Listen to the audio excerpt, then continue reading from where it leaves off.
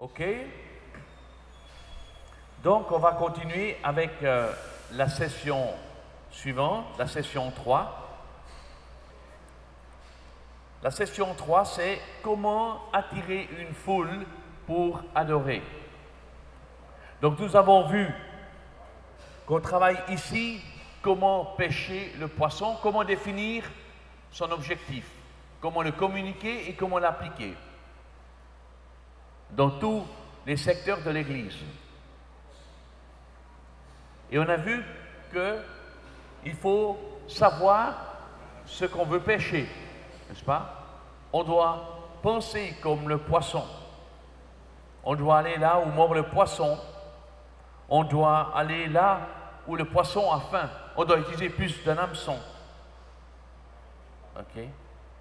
Et puis, on doit attraper le poisson qu'on peut le mieux attraper. Vous voyez, il faut se concentrer sur ce qu'on fait déjà bien. Aujourd'hui, dans beaucoup de secteurs, on dit qu'il faut améliorer, il faut diminuer ses faiblesses. Mais on perd beaucoup de temps en diminuant ses faiblesses. Mais je crois qu'on est plutôt encouragé à développer ses forces. Et les forces et les points faibles vont diminuer. Donc, une fois on sait quel type de poisson pêcher, eh bien, le but, quand on a défini cette cible, c'est de dire, mais comment attirer une foule pour adorer? Comment attirer une foule pour adorer? C'est-à-dire, comment concevoir un culte qui soit un témoignage pour les non-croyants. Et peut-être pour vous, c'est déjà le premier point avec lequel vous ne seriez pas d'accord. Qu'est-ce qui dit que le culte, c'est pour les croyants? Levez la main. Qu'est-ce qui dit que le culte, c'est pour les non-croyants? Bon, là, c'est une question piège, hein, parce que vous avez déjà vu la réponse. Mais admettez que la plupart des chrétiens pensent que le culte, c'est pour les croyants. C'est vrai? Oui. Mais voyez, le culte, ça veut dire service divin. Un service rendu à Dieu. Un culte, c'est où on exprime la présence de Dieu et où on reçoit quelque chose de Dieu. Mais pourquoi est-ce que Dieu ne parlerait pas aux non-croyants? Pourquoi il parlerait seulement aux croyants?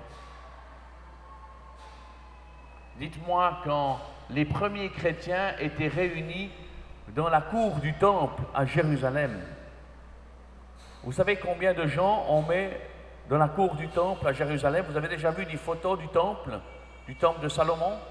Oui? Hein? Il y avait une esplanade du temple. Il y avait là les marchands aussi, ils vendaient des animaux. Et puis au milieu, il y avait le temple. Aujourd'hui, il y a la mosquée. Mais il y avait le temple. Ça vous dit quelque chose? Allô? Quelqu'un?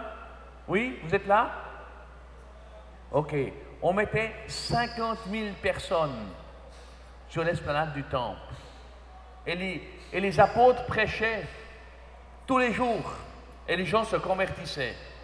Imaginez, la première fois que Pierre a prêché, combien de personnes sont venues à Christ le jour de la Pentecôte? Hein? 3000. Et puis, une autre fois, c'était quoi? 5000, je crois. Eh ben, je pense qu'il fallait un peu de foule, hein? Il ne fallait pas 300 personnes. Il ne fallait pas 10 000 personnes. C'était plein. Et là, est-ce que c'était un culte?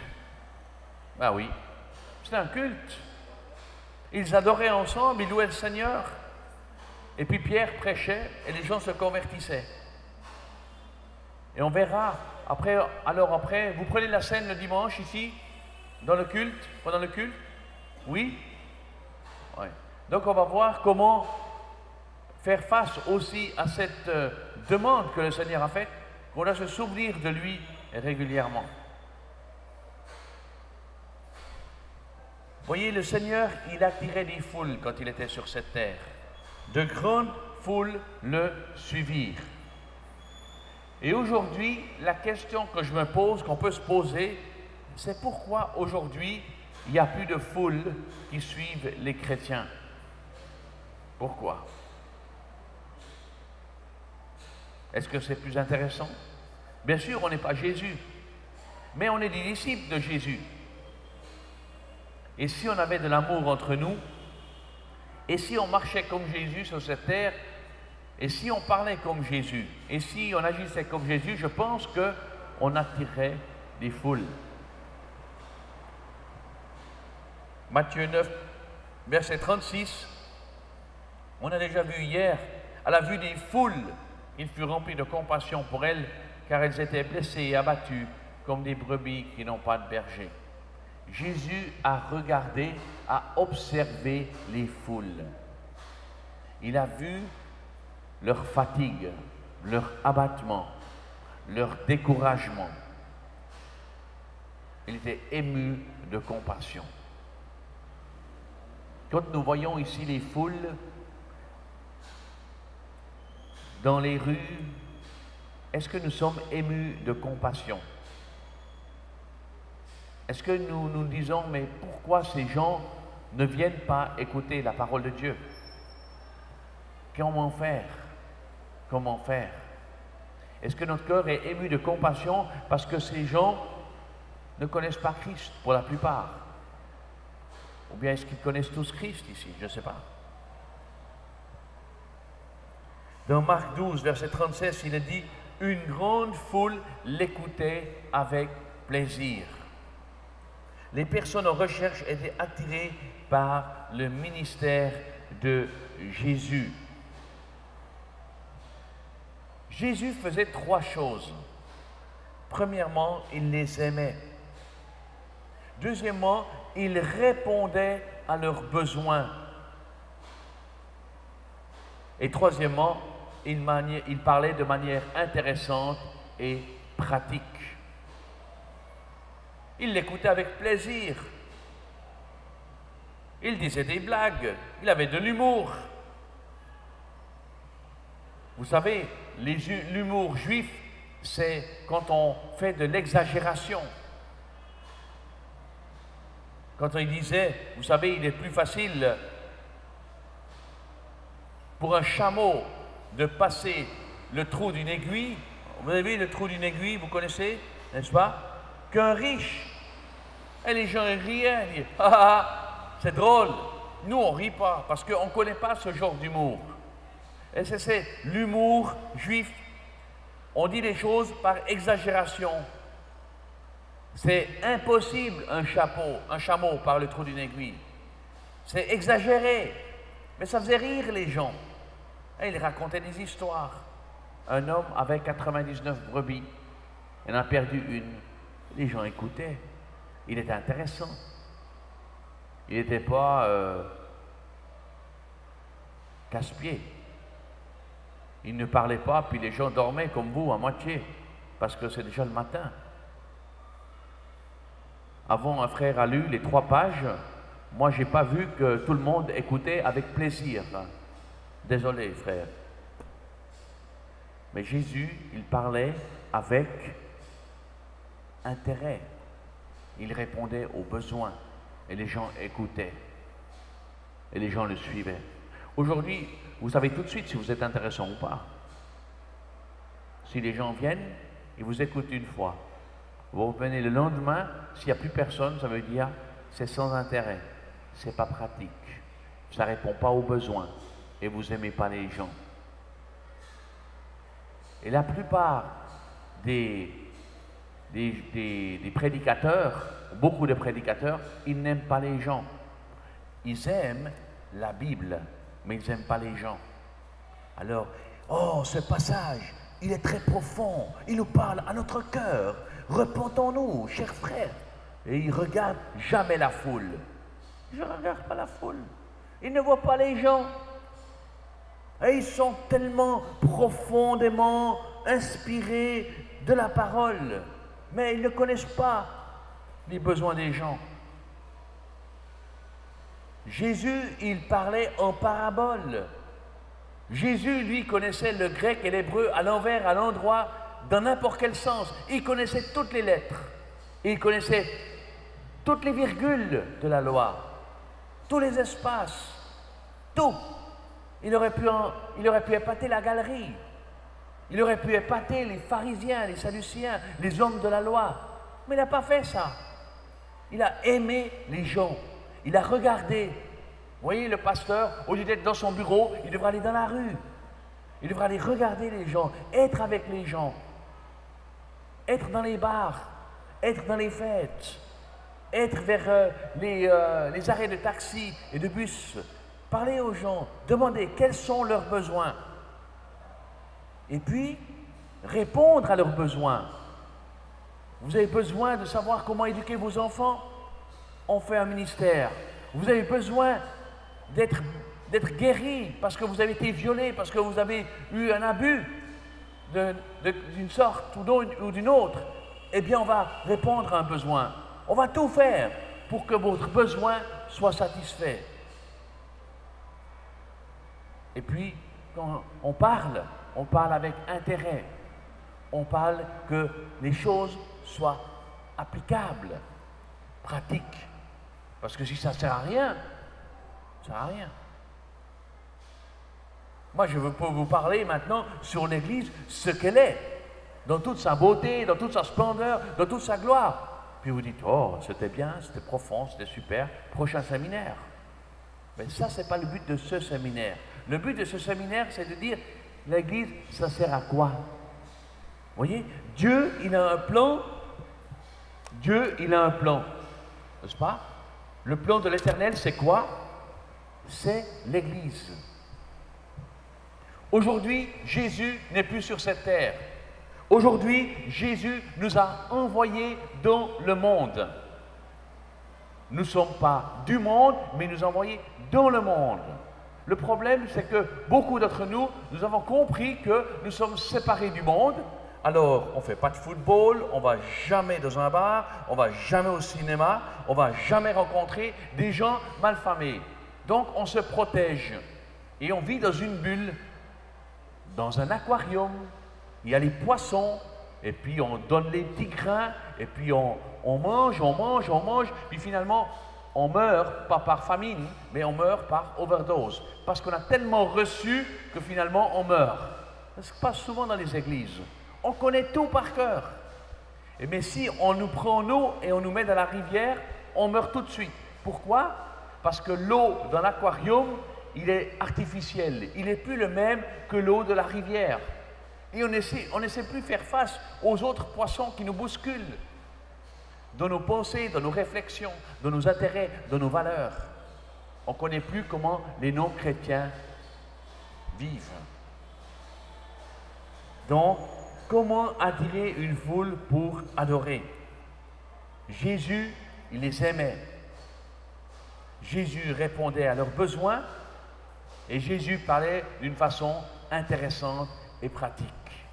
C'est notre exemple. Jésus est notre exemple. Et de ce fait-là, les foules suivaient Jésus. Il traversait le lac de Galilée, la mer de Galilée. Les foules faisaient le tour pour être là avant lui.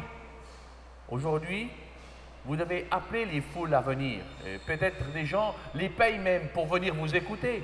Mais de ce temps-là, les gens savaient exactement où était Jésus. Et même s'ils se cachaient un peu, eh bien, ils essayaient de le trouver quand même. Parce qu'ils étaient attirés par cet homme. Parce que c'était quelqu'un qui ne les accusait pas, qui ne les culpabilisait pas. C'est quelqu'un qui répondait à leurs besoins. C'est quelqu'un qui prenait les enfants dans ses bras et les bénissait. Alors que les disciples disaient, il n'a pas le temps, pas le temps, pas le temps. Laisse passer, laisse passer. La foule le pressait. Zachée voulait absolument le voir. Il est monté sur un sycomore. Quel crapule ce Zachée! Il a ramassé, il a volé beaucoup d'argent. Jésus le regarde. Quand vous passez de la rue, vous regardez dans les arbres? Non. Mais Jésus, il a regardé. Il a dit, aujourd'hui, je dois demeurer dans ta maison.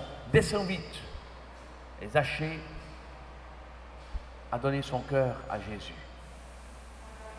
Jésus, c'est quelqu'un qui doit nous étonner, qui doit nous émerveiller par sa façon d'agir. Et malheureusement, aujourd'hui, on est loin d'agir comme Jésus. Un fait sur les foules. Le ministère de Jésus attirait des foules énormes. Et Dieu veut que sa maison soit pleine. Nous, on dit, voilà notre église. C'est 300 membres, c'est 400 membres, c'est 500 membres. Puis on dit, ben, que c'est plein, il n'y a plus de place, allez ailleurs. Eh bien, nous devons dire, tant qu'il y aura encore une âme qui ne connaît pas Jésus, eh bien, nous devons tout faire pour que cette âme connaisse Jésus. L'église ne sera jamais assez grande. Jamais. Vous pouvez avoir 100 000 personnes dans une église. Vous faites 20 cultes. Pas de problème. Vous faites des petits groupes. On verra comment faire ça. Donc l'église n'est jamais assez grande. Tant qu'il y aura encore des âmes qui ne connaissent pas Jésus, vous devez tout faire pour les amener à Christ. Combien d'églises vivent de dimanche en dimanche, de programme en programme? Et puis, on laisse les gens dans la rue. On dit, bon, c'est ça le problème, ça le problème. Puis on dit, c'est le gouvernement, c'est les ONG qui doivent faire ça. Non, c'est l'Église qui doit répondre à ces problèmes. Il dit, va sur les chemins et le long des haies, ceux que tu trouveras, oblige-les à entrer, afin que ma maison soit remplie. Luc 14, 23. Vous voyez, oblige-les à rentrer. Bien sûr, on ne peut pas les forcer, mais oblige-les dans le sens de, mais fais tout pour, n'est-ce pas? Comment atteindre? Faites une fois une liste autour de votre église, quel genre de gens qui ont besoin de Jésus sont là? Point de vue culturel, point de vue démographique, point de vue religieux. Quels sont leurs besoins, quelles sont leurs peurs, quelles sont leurs valeurs, quels sont leurs intérêts? Et vous pouvez répondre. Allez pas pleurer chez le gouvernement pour faire un nouveau ministère. Vous, faites-le. Parce que le gouvernement ne va pas leur annoncer l'évangile, mais vous pouvez leur annoncer l'évangile. Vous avez le privilège d'avoir des écoles que vous pouvez faire. Eh bien, faites tout pour atteindre ces enfants. Mais il faut avoir l'objectif final, qu'ils connaissent Jésus, qu'ils soient intégrés dans une église, qu'ils grandissent en maturité, qu'ils aient un ministère et qu'ils soient envoyés dans le monde. Ça, c'est l'objectif final, d'accord? Parce que souvent, on dit, bon voilà, ils connaissent Jésus, puis c'est tout. Non, c'est pas assez. Un chrétien qui est sans église, c'est un orphelin. Donc, qu'est-ce qu'on doit faire? On doit tout faire pour qu'on amène cette personne, aussi jeune qu'il soit, dans l'église. Pour qu'il grandisse en maturité, qu'il soit formé pour le ministère, qu'il soit envoyé dans le monde, tout pour la gloire de Dieu. Le ministère des enfants, quelque chose de très important. Nous venons d'avoir une conférence à Paris sur le ministère des enfants. Qu'est-ce que nous devons enseigner aux enfants? Souvent, on fait du gardiennage. Hein? Comme j'ai dit hier, je crois, pendant le culte, on les enferme quelque part, n'est-ce pas? On donne des jouets, on raconte une histoire de la Bible, peu importe laquelle, et puis chaque année, c'est le même programme, et puis après, on les lâche. Mais il n'y a pas de suivi dans l'objectif. Vous voyez? Dans le travail d'un enfant, hein, eh bien, nous devons d'abord avoir un fondement de connaissance. Ensuite, nous devons développer une perspective. N'est-ce pas? Pourquoi Dieu fait ça? Ensuite, nous devons développer des convictions.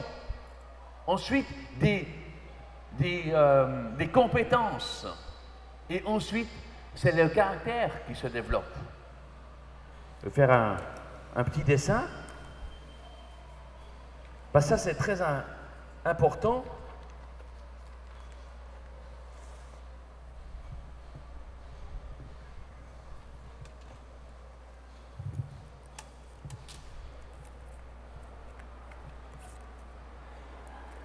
On va revoir cela plus tard.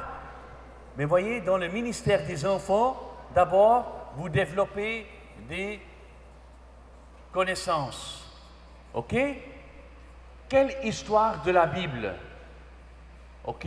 de l'Ancien Testament, du Nouveau Testament. Le fondement de connaissance. Ensuite, vous développez les perspectives. OK? Par exemple, la connaissance, Dieu a créé le ciel et la terre, les animaux, les plantes, les montagnes, les mers. Vous développez les histoires de David, vous racontez l'histoire d'Abraham. Et puis après, les perspectives, c'est pourquoi Dieu a fait cela. Et puis après, vous développez des convictions. OK? Un enfant, à l'âge de 8 ans, il doit être convaincu que c'est Dieu qui a créé les cieux et la terre. Il doit être convaincu que Dieu était l'ami d'Abraham. Il doit être convaincu que c'est Dieu qui a fait passer le peuple d'Israël à travers la mer. OK? Et après, vous développez des compétences. Comment faire pour que ce Dieu-là soit mon Dieu? OK? Comment marcher avec lui chaque jour? Comment développer ce que j'ai reçu pour l'utiliser pour Dieu? Les compétences. Et puis finalement, vous développez le caractère de l'enfant. Et tout ça, c'est jusqu'à 12 ans. Jusqu'à 12 ans, vous devez développer le caractère de l'enfant. Et à ce moment-là, vous saurez que votre enfant va tenir le coup. Mais souvent, jusqu'à 12 ans, qu'est-ce qu'on fait? On travaille là et on travaille là. Et puis après 12 ans, eh bien, ils se posent plein de questions et ils ne sont pas convaincus que Dieu a créé les cieux et la terre. Ils sont pas convaincus. Et puis ça donne des crises de foi dans l'adolescence. Et ça fait que beaucoup de jeunes aussi ne vont plus à l'église après et abandonnent la foi. Et donc ça, c'est important de développer dans la vie d'un enfant. Et il y a tout un matériel qu'on est en train de traduire pour développer cela dans le ministère des enfants.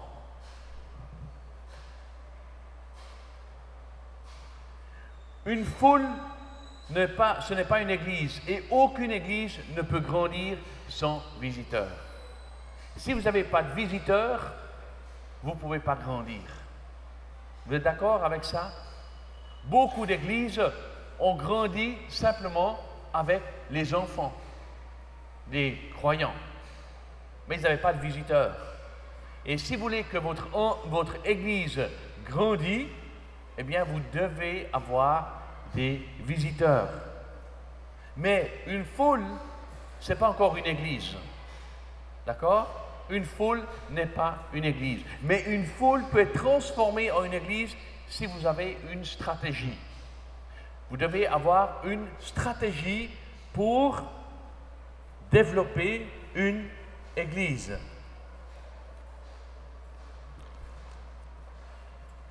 On est dans le toit, on est la foule. La foule, ce n'est pas une église. Mais on peut la développer en une église. D'accord? Dans la foule, vous avez des croyants et des non-croyants. Alors, j'aimerais vous donner 12 convictions sur l'adoration. 12 convictions sur l'adoration. Premièrement, seuls les croyants peuvent réellement adorer Dieu. Et là, je crois, on est tous d'accord que seulement les croyants peuvent adorer Dieu. La définition de l'adoration de Saddleback, c'est l'adoration est l'expression de notre amour pour Dieu, pour ce qu'il est, ce qu'il a dit et ce qu'il a fait. Deuxièmement, on n'a pas besoin d'un bâtiment pour adorer Dieu, n'est-ce pas? Vous êtes d'accord avec ça? On n'a pas besoin d'un bâtiment pour adorer Dieu. Le Dieu qui a fait le monde et tout ce qui s'y trouve est le Seigneur du ciel et de la terre. Et il n'habite pas dans les temples faits par la main de l'homme. Acte 17, verset 24. On peut adorer Dieu dans la forêt. On peut adorer Dieu, on n'a même pas besoin de toit, n'est-ce pas? Vous êtes d'accord avec cela? On peut adorer Dieu n'importe où. troisièmement, il n'existe pas un style conforme d'adoration. Ça, c'est un mythe qu'on doit casser. Il n'y a pas un style conforme d'adoration. Souvent, on dit, maintenant, on va chanter un chant de louange et après, on va chanter un chant d'adoration. Parce que c'est le style de la musique qui détermine si c'est de l'adoration ou pas. Non. L'adoration, c'est plus que de la musique. L'adoration, c'est quand on adore Dieu en esprit et en vérité. Dans la puissance du Saint-Esprit et dans la vérité par rapport à la révélation qui nous a été donnée, avec sincérité de cœur. Donc n'importe quel style de musique.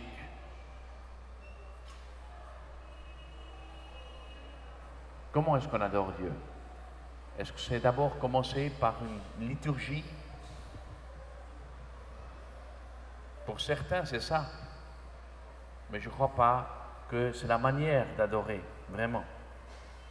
Il n'y a pas de style d'adoration biblique. Il n'existe pas de style correct d'adoration. La Bible ne comprend aucune partition de musique. Donc tous les styles de musique peuvent être adaptés pour l'adoration. La seule chose qui est nécessaire, c'est que les paroles expriment la vérité et que c'est conduit par le Saint-Esprit. Tout à l'heure, on a fait passer des chants. Vous avez entendu des chants tout à l'heure, avant que vous soyez venus? Vous aimez ces chants-là? Oui, vous aimez. Bon, ça fait longtemps que vous êtes chrétien, je vois. Est-ce que les gens dans la rue aiment ces chants? Ils vont entrer, ils vont dire, c'est de quel pays ces chants? C'est de quel siècle? Mes parents aiment bien ces chants. Mes enfants, j'ai 2 garçons, hein, si jamais, 21 et 19 ans, ces chants-là, ils disent, non mais ça va, ça ne correspond plus à la jeunesse d'aujourd'hui, au monde d'aujourd'hui. Allez écouter la musique dans la rue. C'est absolument en déphasé, complètement. Alors vous aimez ce style de musique. C'est comme j'ai dit, plus on avance dans la foi, moins on sait ce que les gens ressentent. Et on pense que cette musique, elle est plus adaptée à l'adoration qu'une musique qui nous incite peut-être à lever les bras ou à danser. Mais ce qui est important, c'est le cœur. C'est comment nous exprimons notre adoration, comment en fait on se sent devant la présence de Dieu. D'accord? Donc ça, c'est un grand travail à faire. Si vous voulez qu'une foule vienne le dimanche ici, la première chose à faire, c'est changer le style de musique. Parce que rien qu'avec la musique, vous pouvez faire que les gens vont revenir ou pas. Vous savez, les gens ont seulement 12 minutes dans un endroit pour décider s'ils vont revenir ou pas. Les premières 12 minutes. Et si les premières 12 minutes, vous ajustez le micro, les premières 12 minutes, vous demandez la dîme, les premières 12 minutes, vous faites les annonces et vous avez fait encore aucun chant, ou si vous avez fait un chant, on comprend rien du tout et il est endormant, les 12 premières minutes sont passées et votre chance a passé. La personne ne va plus jamais revenir. C'est grave. On n'a pas le droit de se moquer des gens. On doit prendre les gens au sérieux.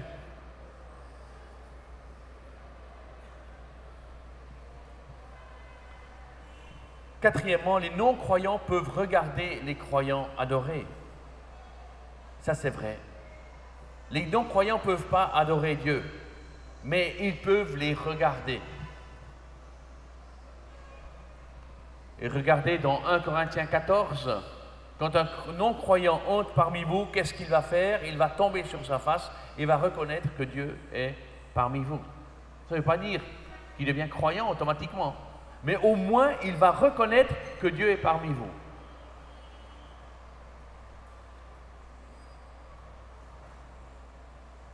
Si quelqu'un prêche ou quelqu'un loue le Seigneur, moi je vous vois bien, vous ne m'écoutez pas. La moitié des gens, ils regardent ici. Vous voyez, je ne suis pas intéressant. C'est la même chose dans un culte. Quand vous chantez un chant, Vous regardez un peu les gens, vous mettez une caméra cachée quelque part et vous regardez les gens. Et vous êtes comme un non-croyant. Et les gens, ils regardent dans leur truc, et dans leur feuille, et puis ils disent une parole à leur femme, et puis ils touchent la main de leur enfant. Ils ne sont pas là. Et les non-croyants disent, ces gens-là, ça ne leur dit rien. Mais quand vous regardez dans un temps de louange, je ne vais pas mentionner, par exemple, Hillsong ou dans les églises, regardez saddleback.com, puis regardez, vous pouvez live, vous pouvez regarder tous les messages en anglais pendant la semaine, et vous regardez le style de louange qu'ils ont. Et quand vous voyez les gens, ils sont là, c'est comme s'ils étaient pris, saisis par les paroles qu'ils voient, par la musique qui porte les paroles. Et si vous êtes un non-croyant, vous dites, ça veut dire quelque chose pour eux. Et vous dites, Dieu doit être là. Mais si les gens commencent à regarder à gauche, à droite, à se tourner les pouces, à chanter, à balbutier les chants, les gens disent, à quoi bon? Oui. C'est pour ça que je vous encourage fortement. Hier, par exemple, quelqu'un a chanté hier soir, c'était très beau, magnifique. La plupart des gens connaissaient le chant. Mais moi, je ne connais pas. Je connaissais la mélodie, mais pas les paroles. Alors, je ne peux pas comprendre rien. Je peux dire, il a bien chanté, mais pour moi, le message, il n'y en avait pas. Mais si, pendant ce temps-là, les paroles avaient été projetées là, je peux dire, ah, je ne connais pas le chant, mais les paroles, ça me touche. Mais vous avez un message. Mais imaginez les non-croyants qui viennent, ils vous entendent chanter. Alléluia. Ben ouais. Puis après, c'est beau de chanter. Mais si vous ne comprenez pas les paroles, et s'ils ne sont pas écrits, vous ne les voyez pas. C'est tellement important. Ah, vous dites, un projecteur, ça coûte cher. Eh bien, moi, je vous dis, ça coûte combien un non-croyant pour le sauver? 1 000 $. Ouais, pas de problème. Une personne, 1 000 $. 10 000 $. Vous pouvez acheter beaucoup de projecteurs, beaucoup d'ordinateurs. Alors, deux questions. Non, là, il a sauté. Cinquièmement, l'adoration est un témoignage puissant auprès des non-croyants si la présence de Dieu est ressentie et que le message est compréhensible. En effet, le message doit être compréhensible. S'il n'y a pas de micro, et puis les gens n'entendent pas, c'est déjà pas compréhensible. Mais au moins, et puis si le message n'est pas compris par les gens, que ce soit la langue, que ce soit les mots choisis, eh bien, les gens ne vont pas comprendre cela. Dans Acte 2, la présence de Dieu était si évidente dans l'adoration des disciples qu'elle a attiré l'attention des non-croyants dans toute la ville. Dans toute la ville. Il y a deux caractéristiques. Premièrement, la présence de Dieu doit être ressentie. Comment la présence de Dieu est ressentie? En ce que nous partageons, c'est quelque chose d'authentique, quelque chose que nous avons vécu. Ils accoururent, regardez ce verset, ils accoururent en foule. Ouah, c'est quoi qui se passe? Oh, ah non, c'est pas là, c'est pas le bout de bois de 500 kilos qui passe. Non, non, non, non, non, non, c'est pas ça, vous vous trompez. C'est Pierre qui prêche. On entend dans notre langue, on entend des choses qu'on comprend. Ils ont accouru en foule. Bon, avant d'avoir une foule, on peut peut-être avoir 100 personnes qui viennent. Donc, premièrement, la présence de Dieu doit être ressentie. Si vous dites, chers amis, bienvenue, ici c'est le révérend pasteur Stéphane qui vous parle et j'ai le profond privilège d'ouvrir avec vous la parole de Dieu et lisons un passage très profond et très instructif pour nous aujourd'hui dans Néhémie chapitre 3 et au verset 13. Vous dites, le gars là, il est payé pour faire ça ou quoi? Ça,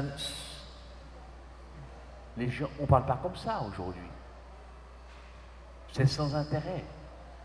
Et on sent que la personne, quand elle parle avec une telle tonalité, avec un tel enthousiasme endormant, que il dit, mais est-ce qu'il croit même en Dieu, hein? Est-ce qu'il croit même que Dieu va ressusciter des morts? Tellement il est endormi, n'est-ce pas? Un prédicateur, c'est un enseignant, mais c'est quelqu'un qui fait vivre la parole. Ça, c'est un communicateur. Et on verra ça la prochaine fois, Dieu voulant. La prédication, ce n'est pas la transmission d'un message, c'est la communication d'un message. Ce n'est pas à dire, Dieu a dit, ne pêche plus. Il dit, si tu veux vivre demain, donne ta vie à Jésus. Ça vaut la peine. Nous devons être des gens qui soient convaincants. N'est-ce pas? Jésus l'aima. Jésus répondit à leurs besoins. Et Jésus parlait d'une façon intéressante.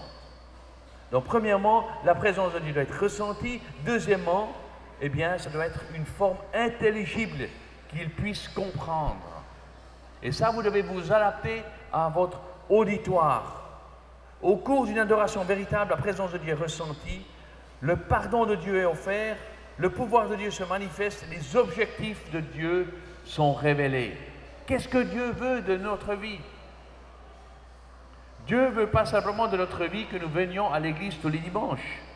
Il aimerait que nous puissions nous conformer à ses objectifs. Et ces objectifs, il y en a 5. Il aimerait qu'on l'adore, il aimerait qu'on exprime cette communion fraternelle, il aimerait qu'on grandisse en maturité à la ressemblance de Christ, il aimerait qu'on soit formé pour le ministère et qu'on l'exerce, et il aimerait qu'on ait une mission dans le monde et qu'on soit envoyé.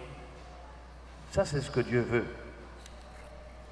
Sixièmement, Dieu nous demande d'être sensibles aux craintes, aux complexes et aux besoins des non-croyants quand ils assistent à nos cultes. Vous avez des gens qui viennent de la rue et puis vous parlez d'Apocalypse 15 ou d'Apocalypse 16. Mais ça n'a aucune relation par rapport aux craintes des gens, aux complexes des gens. Les gens ont des complexes. Ça veut dire quoi un complexe? Ah, on est dans le mauvais pays, on est pauvre, on est ci, on est ça, on se décourage. Et puis, on est blessé par la vie, on a des peurs. Et puis quand on vient à l'église, on nous dit encore qu'on est pécheur. Et puis qu'on ne vaut rien. Oui, sur le fond, c'est vrai. Mais il y a une manière de le dire. Le sermon sur la montagne, comment Jésus a prêché, c'est un message encourageant, positif, défiant.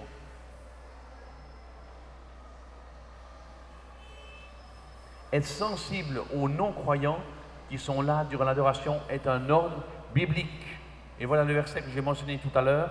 Si donc, alors que l'Église entière est rassemblés, tous parlent en langue, et qu'ils ont de simples auditeurs, pour les non-croyants, ne diront-ils pas que vous êtes fous?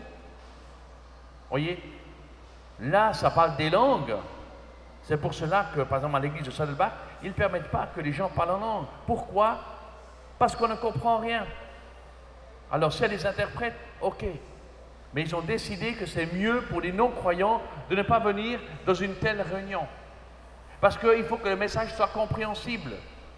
Et si vous dites que la racine du mot grec de repentance est métanoïa, et tout ça, c'est comme si vous parlez en langue, parce que les gens ne comprennent pas. Donc on doit parler dans la langue des gens. Ne soyez pas une cause de faux pas, ni pour les non-juifs, ni pour les juifs, ni pour l'Église de Dieu. En d'autres termes, croyants ou non-croyants, il ne faudrait pas que les uns deviennent une cause de faux pas pour les autres.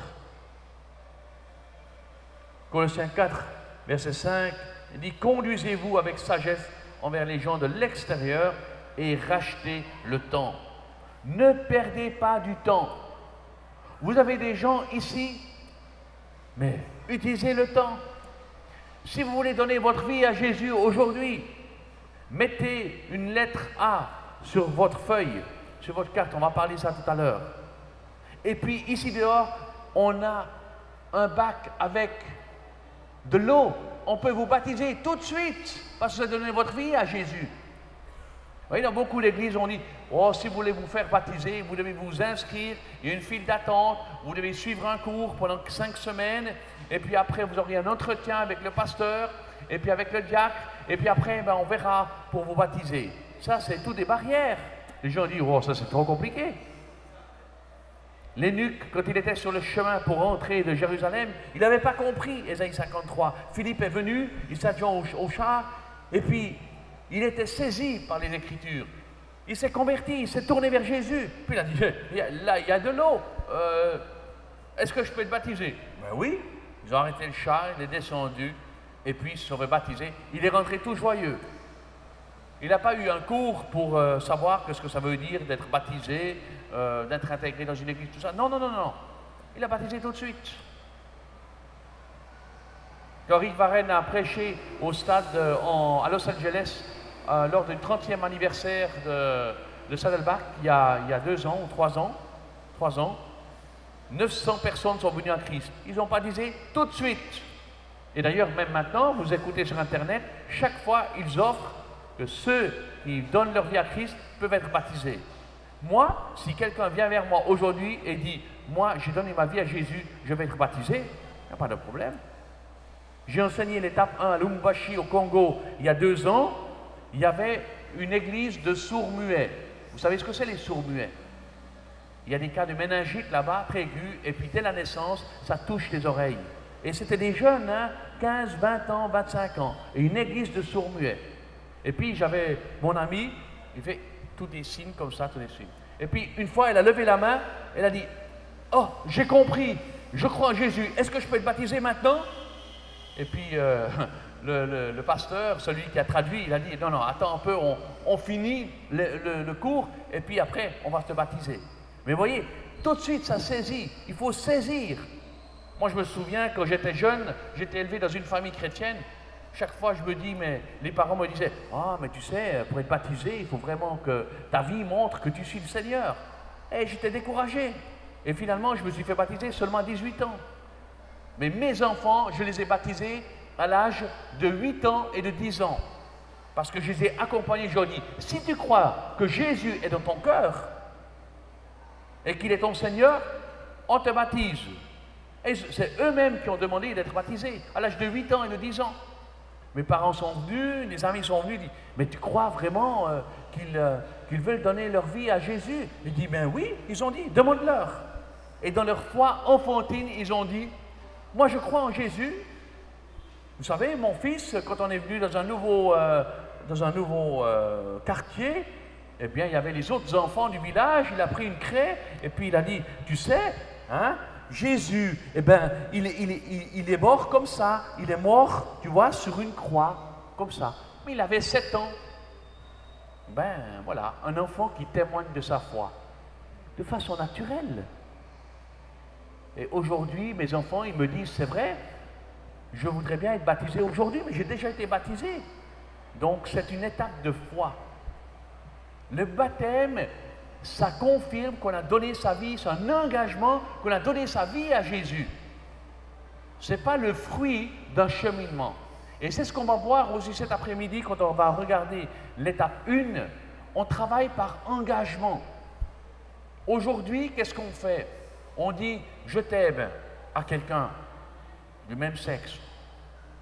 Encore, pas pour toujours. Bref, admettons, on dit à une femme « je t'aime, j'aimerais vivre avec toi ». Qu'est-ce qu'aujourd'hui les gens disent? Vivons ensemble. On prend un appartement, on vit ensemble pendant 5 ans, pendant 10 ans, on a 2 enfants, et puis après 20 ans, bon, peut-être on peut se marier. Vous voyez? Aujourd'hui, on a peur de l'engagement. Aujourd'hui, moi je me suis marié à 25 ans. Question, ce que vous avez déjà posé, est-ce que j'ai aimé ma femme autant il y a 25 ans qu'aujourd'hui? Oui? Non? Non. Parce qu'il y a 25 ans, eh ben, ma femme était belle, elle est belle encore aujourd'hui, mais je ne connaissais pas tous ses traits de caractère et elle ne connaissait pas tous mes traits de caractère et mes défauts, n'est-ce pas? Et c'est dans la vie, on doit apprendre à marcher ensemble, à se pardonner l'un l'autre, à construire ensemble, à développer ses capacités, à laisser de l'espace à l'autre pour qu'il puisse exprimer ce qu'il est, ses intérêts, ses valeurs. Et vous voyez, c'est la même chose avec le baptême, avec l'étape 1. On fait l'engagement et après on attend le développement. On ne dit pas d'abord montre et après fait.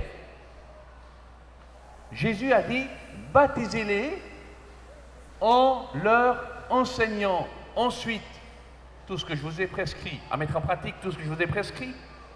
Donc d'abord le baptême, ensuite on enseigne. D'abord l'étape 1, on s'engage, ensuite on continue. Et c'est la même chose dans la prédication. Oui?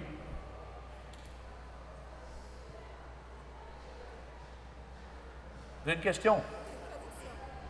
Hein?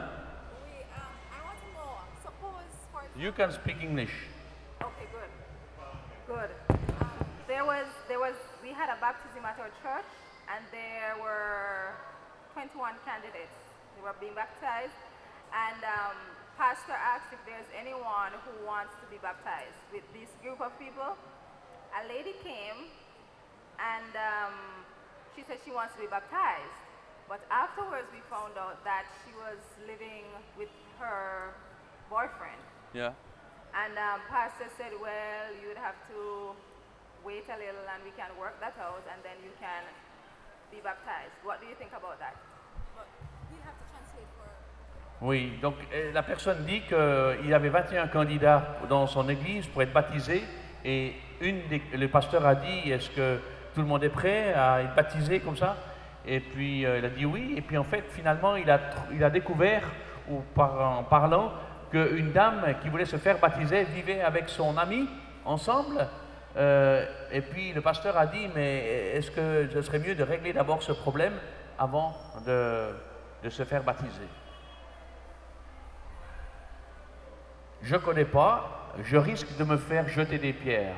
Mais aujourd'hui, quelqu'un m'approche ici dehors et me dit, j'étais mort, je crois en Jésus, est-ce que je peux me faire baptiser? Je baptise. Parce que ce n'est pas ma responsabilité de savoir qu'est-ce que la personne va faire avec le baptême. Le baptême, c'est un engagement. OK? C'est un engagement.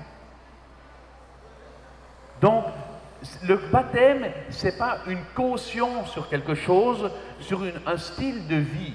Ça, c'est la mauvaise compréhension.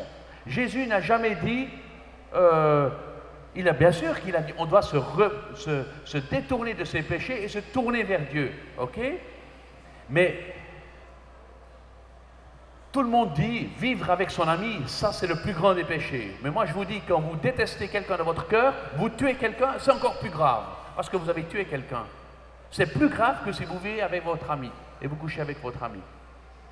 On pense qu'il y a des grands péchés, des petits péchés. En fait, il n'y en a pas des grands péchés, des petits péchés. Parce que tout péché est un péché. Mais pour nous, excusez-moi, mais vous comprenez le français? Ok.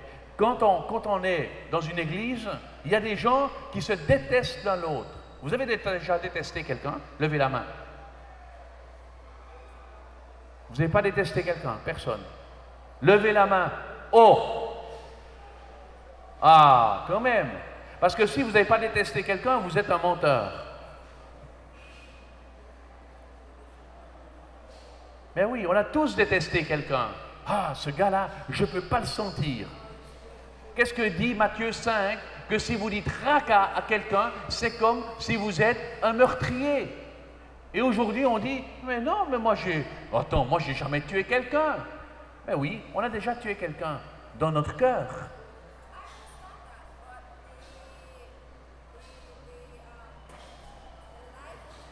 Oui, la vie d'un chrétien, je le sais. Ce que je veux dire, c'est qu'on ne va pas continuer à développer ça. On va parler sinon cet après-midi sur ça, sinon on va dépasser un peu le sujet. Mais une chose encore à faire, il ne faut pas être insensible à ce problème-là. Moi, une personne Si je sais qu'elle vit avec un ami, vous savez, sur le principe, contre le baptême, qu'est-ce qu'on dit? En se faisant baptiser en disant « Jésus est Seigneur ». Le baptême, un jour, Dieu dira « Tu as confessé Jésus comme Seigneur ». Ah ouais? Ben oui, tu étais dans l'église protestante en France et puis tu t'es fait baptiser. Je dis, moi, c'est mes parents qui m'ont baptisé. Bah, désolé, mais le fait de te mettre dans l'eau et d'accepter le baptême, c'est comme si tu confessais publiquement que Jésus est Seigneur. Qu'est-ce que tu as fait de Jésus? Tu n'as même pas confessé tes péchés. Tu n'as même pas suivi mes enseignements. Jésus ne nous juge pas si on est baptisé ou pas. Dieu ou Jésus va nous juger par rapport à notre cœur. Qu'on soit baptisé ou pas, ce n'est pas important. Ce n'est pas ça qui compte. Ce qui compte, c'est le cœur. Du cœur, on croit à salut, à justice, n'est-ce pas? Mais on confesse de sa bouche, par le baptême, qu'on croit.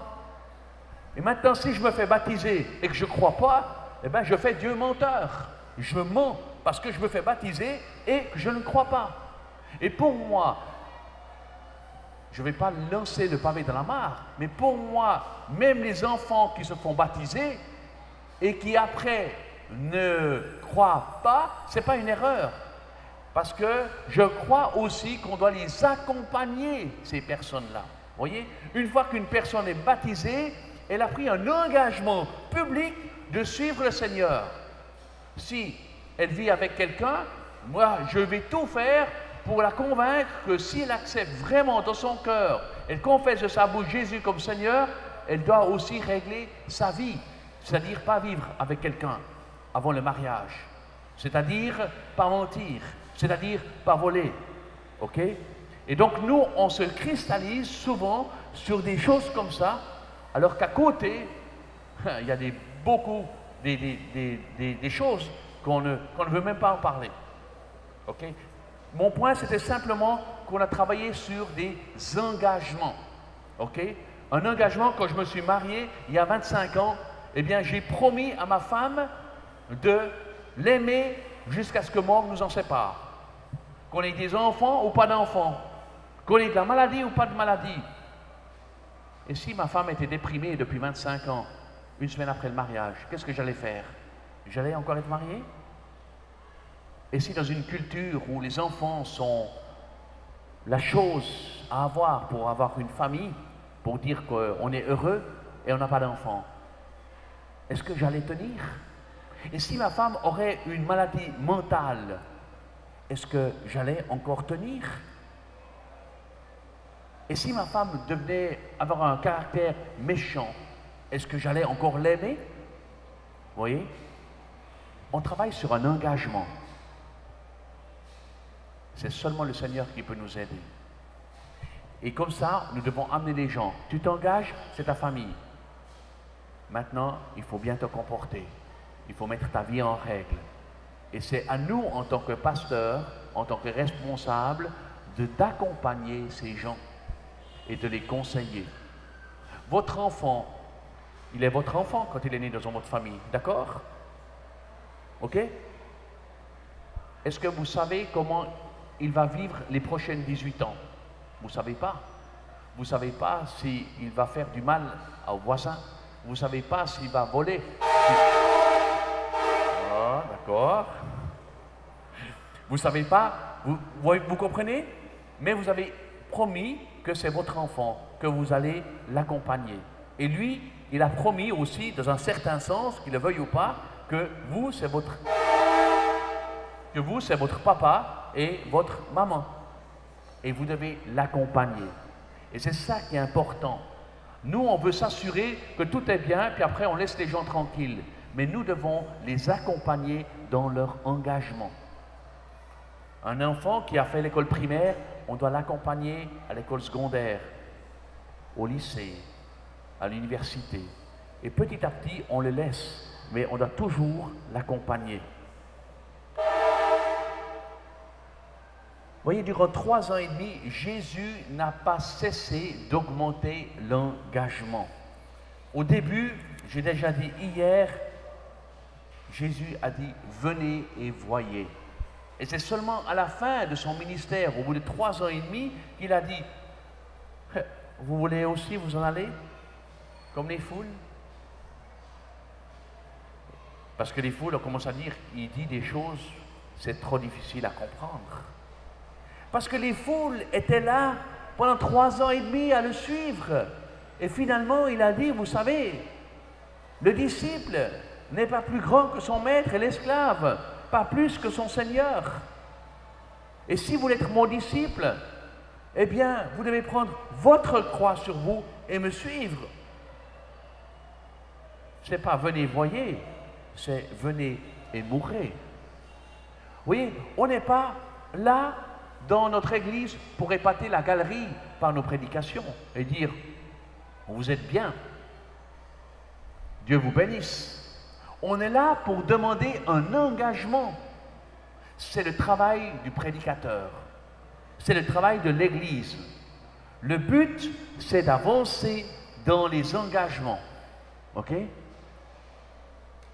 Vous vous souvenez, l'église motivée par l'essentiel, c'est de prendre les gens dans l'entourage, de les amener à la foule, de les amener à l'assemblée, aux engagés, aux noyaux, aux mandatés et dans le monde. On amène, on consolide, on forme, on envoie, tout pour la gloire de Dieu. On travaille par engagement. Et si vous prêchez et vous dites, voilà, terminons par la prière, et vous priez, merci Seigneur pour ta parole, qu'on soit béni, amen, et vous vous asseyez. Vous n'avez pas prêché. Vous n'avez pas terminé la prédication. Demandez à un pêcheur comment il pêche. Il lance le filet, puis il rentre à la maison, puis il dit « j'ai pêché ». Non. Qu'est-ce qu'il faut faire? Il faut tirer le filet. Il faut mettre le filet avec les poissons dans le bateau. Et puis, du bateau, eh bien, il faut commencer à les nettoyer, puis après, il faut mettre dans la casserole, puis après, il faut les manger. Il y a un processus, n'est-ce pas? Et souvent, les prédicateurs, ils lancent le filet, ils disent des vérités fantastiques, mais ils ne tirent pas le filet, puis ils rentrent à la maison, puis ils disent on a pêché toute la journée, puis on n'a rien trouvé. Ben, c'est normal, vous n'avez rien trouvé. Vous n'avez pas tiré le filet. Vous voyez?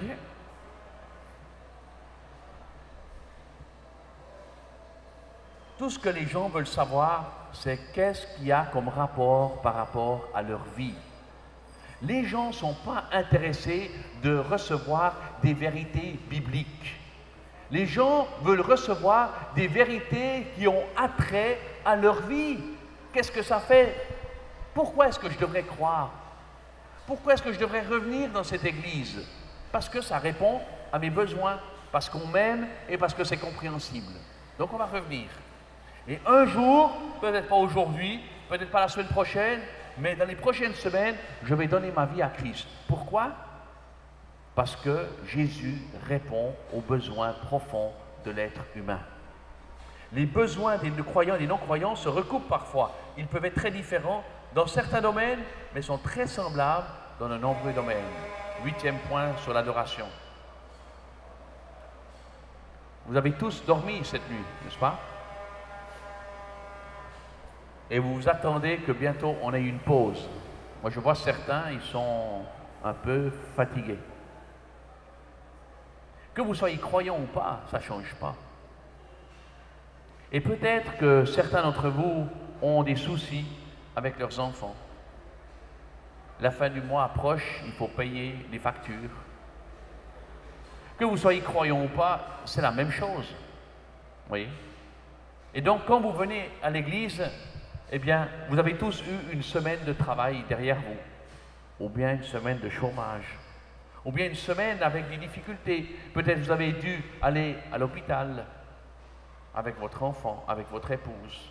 Peut-être vous avez eu une difficulté dans votre relation de couple. Peut-être avec votre voisin qui fait trop de bruit et puis vous ne pouvez pas dormir. Vous voyez, que ce soit croyant ou pas, on a tous à peu près les mêmes difficultés de la vie.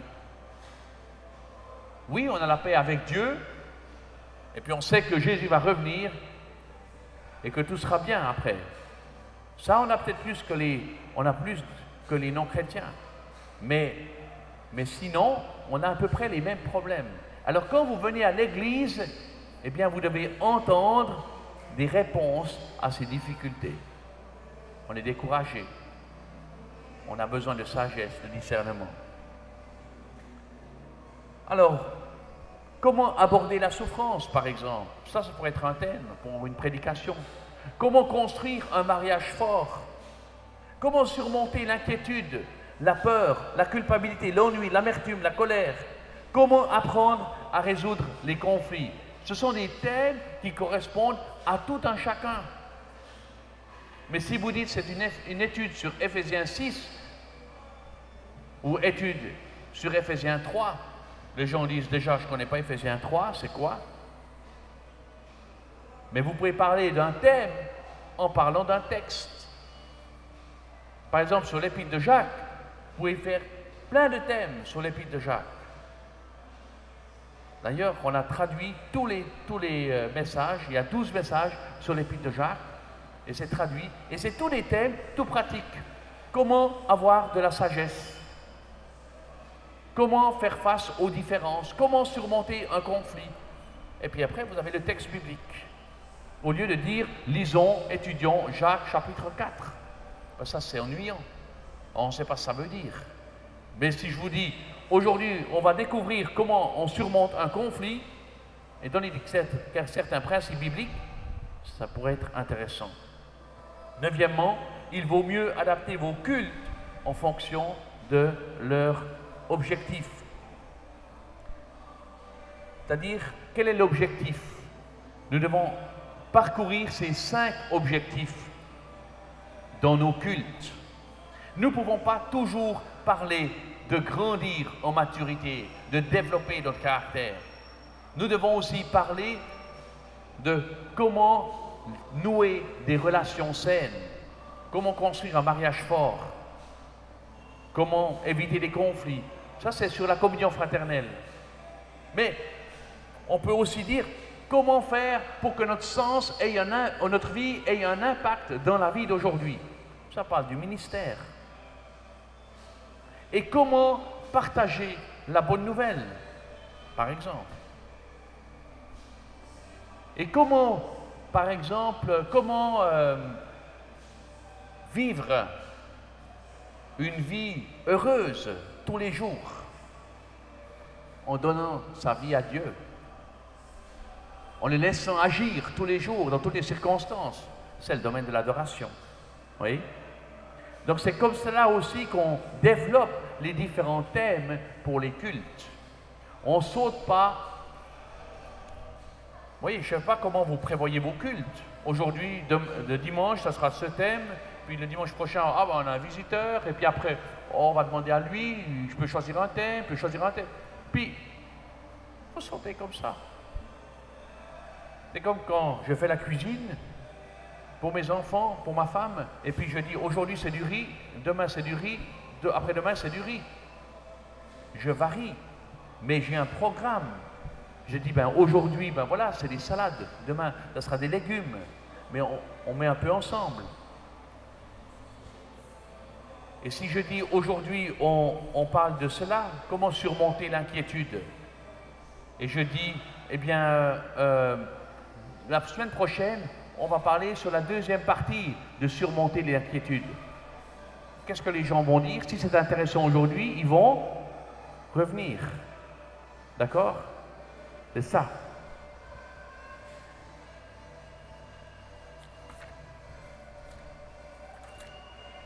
Si nous envoyons des signaux confus, nous aurons des résultats confus. Nous devons être très clairs dans notre message. Qu'est-ce que nous voulons? À quoi nous voulons que les gens s'engagent à la fin du message? C'est pas, c'était une bonne prédication ou bien j'ai accompli mon devoir chrétien, j'étais à l'église aujourd'hui? Non. Qu'est-ce que vous voulez atteindre? Oui, quand on fait un culte, on est comme un marchand. On vend quelque chose. Qu'est-ce qu'on vend? On vend le message de la parole de Dieu. Et les gens doivent l'acheter. Et si on vend les bénédictions spirituelles et ça ne répond pas aux besoins des gens, ils ne vont pas les prendre. Donc il faut adapter notre message aux besoins des gens. Puis à la fin, vous êtes d'accord d'acheter? Oui, d'accord. Ok, prions pour que Dieu puisse vraiment permettre que vous puissiez utiliser l'engagement, que vous puissiez développer l'engagement que vous avez pris aujourd'hui. Et c'est ça qui va transformer les vies. Donc les cultes dominicaux, c'est marqué à Saddleback, c'est plutôt de l'évangélisation, plutôt ça répond aux besoins de tout un chacun.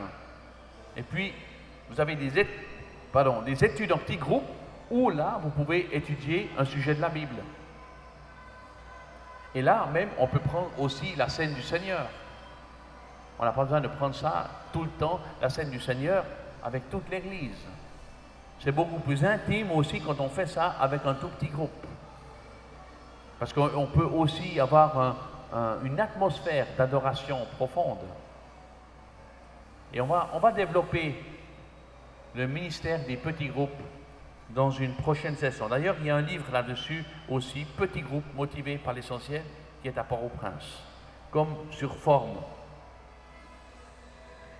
Et dixièmement, un culte destiné aux sans-église est fait pour compléter l'évangélisation personnelle, non pas pour la remplacer. Vous trouvez quelqu'un, un voisin, vous donnez une brochure, on a une brochure, on a le livre Une vie motivée par l'essentiel que vous allez recevoir ou vous avez reçu, et les 7 premiers chapitres sont dans une brochure qui s'appelle « Pourquoi suis-je sur terre ?» Moi, c'est une brochure que je distribue beaucoup, parce que beaucoup de gens ne savent pas pourquoi ils sont sur cette terre. Et d'ailleurs, on va même traduire on a une petite brochure et dit « Le but de ma vie ». Et puis dedans, première page, c'est offert par l'Église à quelle heure culte. Le but, c'est que les gens, c'est un premier contact avec les gens, et puis que les gens puissent venir à l'Église. Parce que nous-mêmes, peut-être, on n'a pas toutes les réponses à toutes les questions, mais on a le premier contact avec les gens. Et après, les gens viennent à l'Église. Et là, ils entendent un message qui répond à leurs besoins. Et peut-être ils vont revenir. Il n'existe pas de culte d'évangélisation standard. 11e. 3 choses ne sont pas négociables. Premièrement, vous devez aimer les gens. Deuxièmement, vous devez les traiter avec respect. Et troisièmement, premièrement, vous devez les aimer, c'est-à-dire les traiter avec respect. Deuxièmement, vous devez répondre à leurs besoins. Quels sont leurs besoins? Et puis troisièmement, vous devez parler d'une manière pratique et compréhensible. Vous voyez, si vous avez des jeunes et vous dites, si vous mourrez aujourd'hui, où est-ce que vous allez leur faire peur. Ça ne les concerne pas vraiment. Bien sûr qu'il y a des jeunes qui meurent. Mais un jeune, il veut vivre. Donc la question, c'est plutôt, si vous voulez vivre demain, pourquoi vivrez-vous? N'est-ce pas? Quel est le but? Quel est l'objectif? Quelle est la vision de votre vie? Qu'est-ce qui va vous motiver dans votre vie? Qu'est-ce qui vous motive dans votre vie de vivre demain? Moi, j'ai une vision. Moi, j'ai un objectif. Mais le vôtre, c'est quoi? Et c'est là que vous pouvez annoncer l'Évangile. Ce qui attire vraiment un grand nombre de sans-églises dans une église, ce sont des vies transformées. Des vies transformées. Les gens souhaitent se rendre là où des vies sont transformées. Si les vies ne sont pas transformées, ça ne change à rien. L'église ne doit pas être un lieu qui est statique, où on lit simplement la Bible, et puis, ben voilà, vous pouvez aller dans une autre église aussi, c'est pas grave. Non, non. L'église est un lieu qui transforme des vies. Alors, proposez, 12e, un culte qui tienne compte des personnes en recherche, implique la participation de croyants mûrs et des intéressés.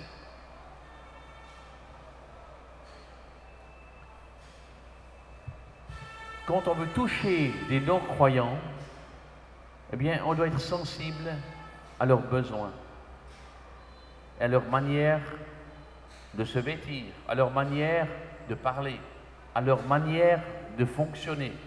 Et s'ils entrent là, peut-être vous pouvez tout de suite voir ces gens-là, ils ne sont pas chrétiens.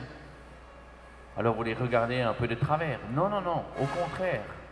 Vous devez impliquer vos membres pour les accueillir.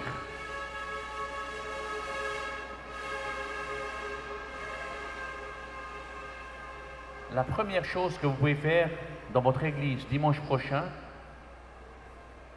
c'est avoir un service d'accueil. Par exemple, ici en bas, quand vous entrez, 2 personnes, 3 personnes, bonjour, bienvenue, merci d'être venu, que le Seigneur vous bénisse. Vous arrivez ici en haut, quelqu'un ou 2, 3 personnes, bonjour, bienvenue, le Seigneur vous bénisse, comment ça va? J'espère que votre nuit a été bonne. Et puis vous êtes là vers les sièges, vous dites bonjour, merci d'être venu. Les gens vont être épatés. La première fois que je suis venu à Saddleback, j'ai été salué par 5 personnes avant de m'asseoir. J'étais un inconnu. Personne ne me connaissait. Et je me suis dit, ce n'était pas des pasteurs qui m'ont salué.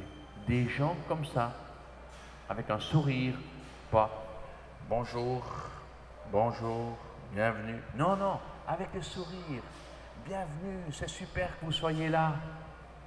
Voilà une place, ouais, pas de problème, vous pouvez vous asseoir là. Pas, non, non, cette place, non, non. Puis cette place, non, non, non, non, non, non, non. Là-bas derrière, vous pouvez vous asseoir. Vous voyez, les meilleures places pour les visiteurs. La gentillesse. Rien que ça fait que les gens vont revenir dans votre église. Rien que ça. Donc, ça demande la participation de membres désintéressés. Parce que moi, je n'ai pas besoin de ça. Parce que j'arrive chez moi, dans mon église, je n'ai pas besoin d'être accueilli. Quoique, on a tous peut-être eu une mauvaise semaine. Et peut-être si on nous souhaite la bienvenue et on nous salue, eh bien, ça nous fait du bien aussi. On a tous besoin d'être aimés. On a tous besoin d'être valorisés. Et donc l'accueil est tellement important. Vous voyez, c'est la tension entre servir et se servir. Vous voyez? Pourquoi on fait toujours ça pour les non-croyants? Puis nous, puis nous, puis nous. Vous voyez? C'est comme les disciples. Quand j'étais avec le Seigneur, bon, t'as prêché toute la journée, maintenant renvoie-les à la maison. Et qu'est-ce que Jésus a dit aux disciples? Vous, donnez-leur à manger. Oh, bon, on n'a rien, on n'a pas prévu, désolé. On a que, bon, on va trouver un petit gars, un petit bonhomme, il a 2 poissons et 5 pains, mais c'est rien pour tout ça. Qu'est-ce qu'on peut faire? Renvoie-les à la maison, on est fatigué. Vous, donnez-leur à manger. Et Jésus, dans sa grâce, il les a fait asseoir et il leur a donné à manger. Et après, ils sont partis satisfaits. Et souvent, nous, on doit avoir cette attitude de désintérêt. Pas moi, mais l'autre. Pas se servir, mais servir les autres. Et ça demande l'engagement de toute une église. C'est ainsi que le Fils de l'homme est venu, non pour être servi, mais pour servir.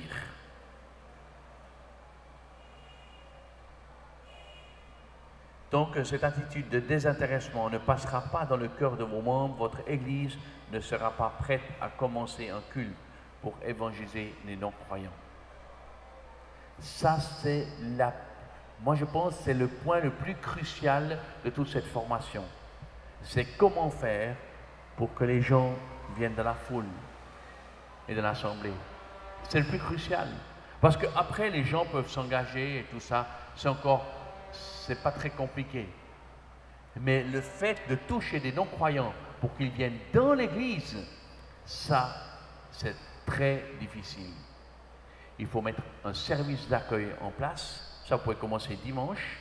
Le ministère des enfants doit être de top qualité. avec des toilettes, des endroits propres, avec un programme qui est alléchant, que les enfants disent « Moi, je veux aller à l'église, c'est super, c'est mieux que l'école !» Et les parents, qu'est-ce qu'ils font? Ben, ils vont à l'église. Il y a une prédication qui transforme des vies, dont le prédicateur aime les gens, répond aux besoins et parle d'une façon intéressante et pratique. Et alors là, les gens vont accourir en foule. Qu'est-ce qui est passé dans l'église de Saddleback et dans d'autres églises? Parce qu'ils ont eu cette attitude. Alors comment s'y prendre? On va voir concevoir un culte qui tienne compte des personnes en recherche. Alors je propose qu'on fasse une petite pause, pas pour manger, une pause, d'accord? 5-10 minutes, et puis on va reprendre, parce que je vois certains sont déjà un peu affaiblis.